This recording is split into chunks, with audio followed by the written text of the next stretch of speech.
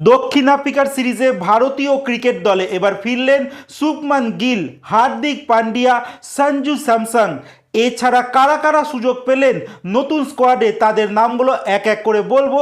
তার আগে তোমাদের বলবো, ভারত দক্ষিণ আফ্রিকার মধ্যে একদিনের সিরিজের পর টি-20 সিরিজ শুরু হতে চলেছে 9 ডিসেম্বর থেকে, যেখানে সবার প্রথম ম্যাচটি হবে 9 ডিসেম্বর কটকে। দ্বিতীয় টি-20 ম্যাচ হবে 11 ডিসেম্বর, যেটা হবে নিউ চণ্ডীগড়ে। 3 নম্বর টি-20 ম্যাচ 14 ডিসেম্বর, যেটা হবে ধর্মশালা। 4 নম্বর টি-20 ম্যাচ 17 ডিসেম্বর, যা হবে লখনৌতে। আর শেষ মানে 5 নম্বর টি-20 ম্যাচ 19 ডিসেম্বর, যেটা হবে আহমেদাবাদে। আর এই প্রত্যেকটা ম্যাচ ভারতীয় সময় সন্ধ্যে 7টা থেকে খেলা হবে।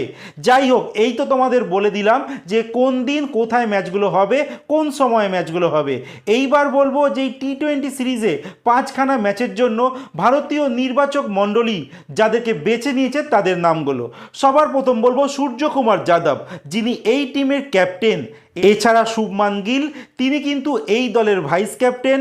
এছাড়া রয়েছে অভিষেক শর্মা, তিলক বর্মা, হার্দিক পান্ডিয়া, শিবম দুবে, অক্ষর প্যাটেল, জিতেশ শর্মা, সঞ্জু স্যামসন। মানে দুটো উইকেট কিপার এই দলে রইল, জিতেশ শর্মা আরেকজন সঞ্জু স্যামসন।